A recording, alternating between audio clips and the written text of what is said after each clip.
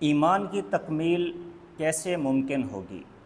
حضرت عبداللہ بن عمر رضی اللہ تعالی عنہ روایت کرتے ہیں، نبی کریم صلی اللہ علیہ وسلم نے ارشاد فرمایا، لا یؤمن احدکم حتی یکون ہواہ تبعا لما جئت بہ۔ نبی کریم صلی اللہ علیہ وسلم نے ارشاد فرمایا، تم میں سے کوئی شخص اس وقت تک کامل مومن نہیں ہو سکتا جب تک وہ اپنی خواہشات کو اس بات کے تابع نہ کر دے جو تعلیمات اور جو ہدایت میں لے کر آیا ہوں اللہ رب العزت کی طرف سے۔ تو اس سے یہ معلوم ہوا کہ نبی کریم صلی اللہ علیہ وسلم کا بتایا ہوا راستہ وہ ہدایت کا راستہ ہے، اور اس کے برعکس جو ایک انسان اپنی خواہش کی پیروی کرتا ہے وہ ہوا کا راستہ ہے، وہ خواہش کا راستہ ہے۔ تو